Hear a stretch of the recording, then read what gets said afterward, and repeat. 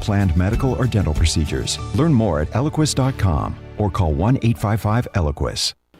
You don't have hot dogs or apple pie or no Chevrolet to drive, but we have some hickory smoked wings you're just dying to try. You'll try them, you'll like them, you'll give some to a friend. So on a dare, just stop on by and bring in a friend. Slick Pig Barbecue, 1920 East Main.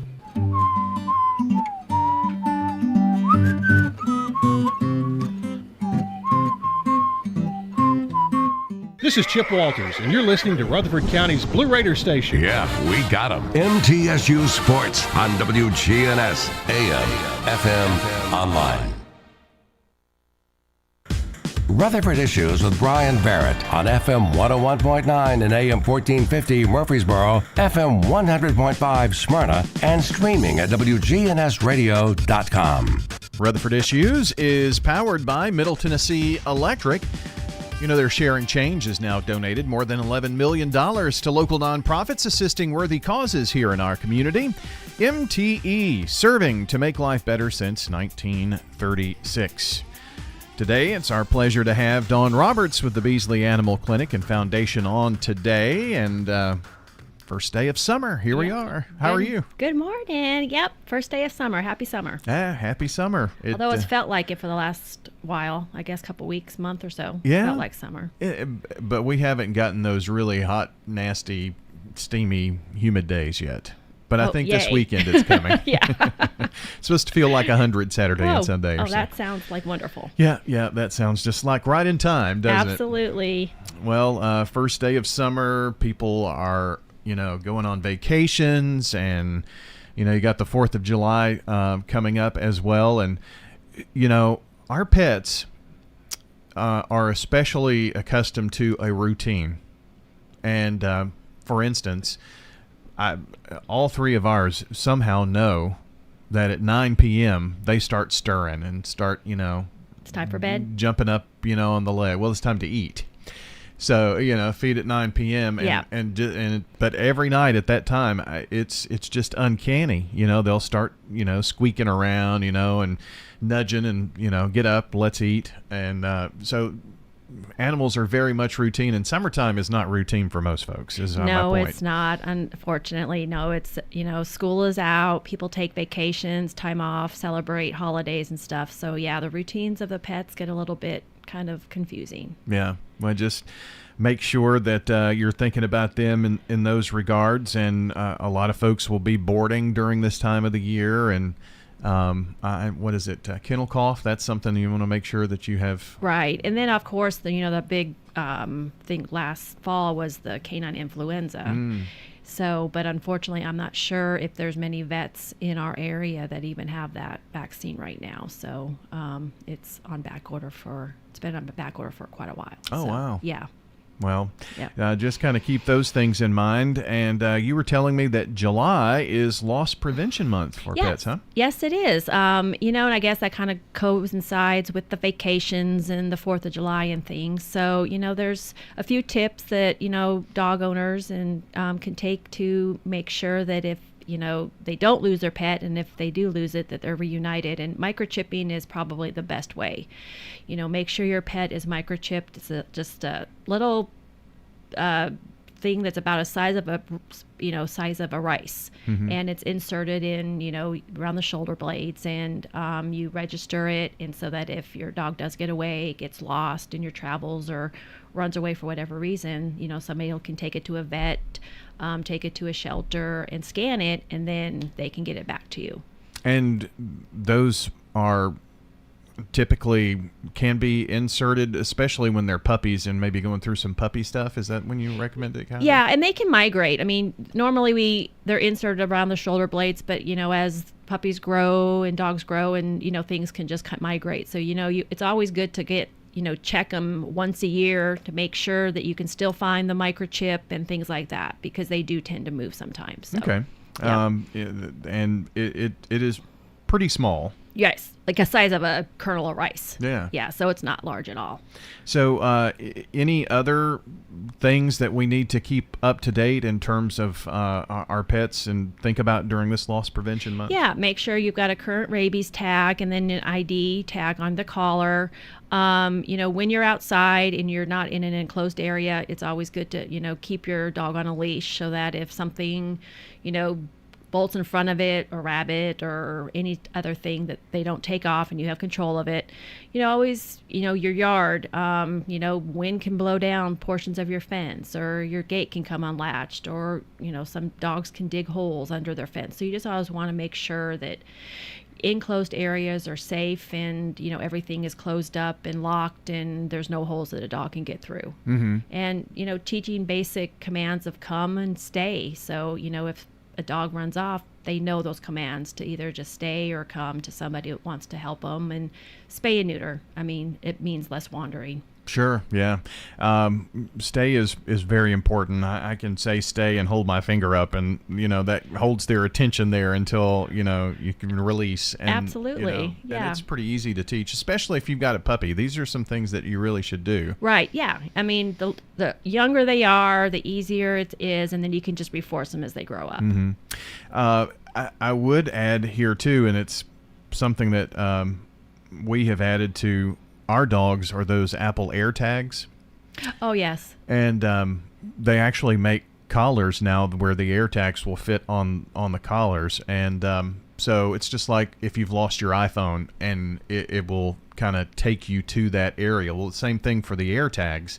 So if our 15-year-old Westie, sometimes she will go under a bed and we can't figure out where she's at, and so we just pop that open and it kind of guides us right to where she is. So it's a pretty cool little feature. Yeah, that's great too. Yeah, because I think a lot of people with microchipping, while the ownership and everything is there, it's not like a tracking device. Mm-hmm. So it's not like something like that where you can see exactly where your pet is. Yeah, I think that was one of the unintended consequences of that. It was mostly to put on your key ring if you lose your keys, yeah, or absolutely, something like that. But people get creative in order to protect their pets. Yeah, so, yeah. And so there are lots of collars and harnesses that have that, where you can put that on. Right. And just a good little tip there.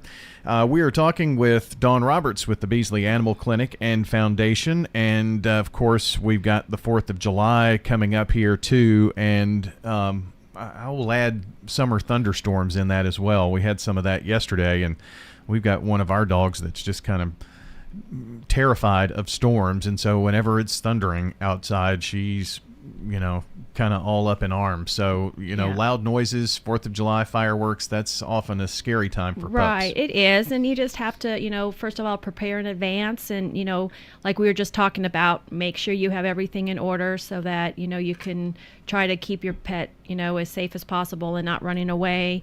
Another good thing is, have a current photo of your pets, in case you need to, something happens, you need to put it out there on social media or something, that, have a good photo.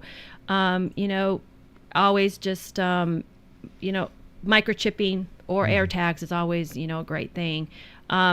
If your dogs or, I know cats, they can run off too. If they're super anxious, another thing is, maybe talk to your full service veterinarian about getting some sort of medication that calms them a little bit if it's just overwhelming. Keeping them in a small, dark area with calm music or anything like that can get them away and make them feel safe from these loud noises sometimes works for most pets. But there's some that, it's really traumatic. Mm-hmm. I have a dog that, is just terrified, and there's nothing that we can do to calm her except to, give her some sort of sedative that kind of helps her relax a little bit. So we can put her in a dark room with music, and I think they can feel the vibrations out there too. Yeah. So, it's a tough time for a lot of pets, and if you're going to set fireworks off at your house or your neighborhood, just, make sure that your dogs are in a safe place, that, they feel comfortable, and just do what you can to try to keep them as comfortable as possible. And I guess it also serves as a reminder too that if you know that you have a pet that has some anxiety with those types of loud noises and things of that nature, just to be aware of that, and maybe your neighbor shooting fireworks, and whatnot, and it will come at an unexpected time. So. Absolutely. Yeah. I mean, you can't wait for July 4th because I'm sure people are going to start shooting them off before that. So, and long time after that. So it's, you really do need to kind of have an idea of what you're going to do, where you're going to put them to kind of, keep them safe and not, exposed to all these loud boomers out there. We have 2 Chihuahua mixes and the Westie, and so they apparently just kind of go nuts every time they hear a car door slam or a noise outside, and we have kind of started leaving the television on so there's a little bit of background noise, and that seems to help cut down on hearing those distant noises, and so maybe that helps, maybe it doesn't. I know you said with yours, even the dark room and radio didn't help and whatnot. So, but dogs are different. Dogs and cats are all different. Right. Yeah. And so you just have to know and that's why, you know your pet, and talking with your veterinarian or even a behaviorist can give you some more tips on, how to try to keep this as, stress-free as possible for a lot of these pets. I mean, it's going to probably be stressful. But try to minimize it as much as you can for your 4-legged family members. And I would assume that maybe some with larger animals, you need to kind of think about that, even if you live out in the country and have a couple of horses. Those can easily spook with that. Oh, yeah. I mean, I have horses, so I'm always making sure that my fence is good because, luckily we live out in the country where there's a lot of shooting and, people target practice and stuff like that. So they're but fireworks, they get a little bit freaked out. So, always have to just make sure that those areas are, enclosed and safe as well.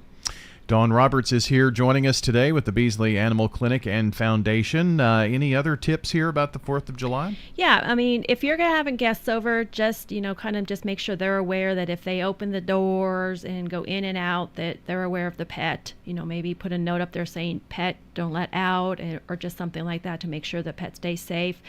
Keep them away from hot grills, and you've got your sparklers, your glow sticks, and all that kind of stuff. Just kind of make sure that you pick that stuff up if you're setting those off, because those are not safe and dangerous to pets as well. Yeah, dogs, I have a lot of experience with dogs, I guess, but I keep saying that, but dogs, but they're very curious. So if there's something new out there, they're going to want to know what it is. Yeah, and cats love to chase, little bright lights and stuff too. So if you've got a cat, make sure that they're not going after your sparkler or your glow stick or something like that, and then they get it and have it in their mouth.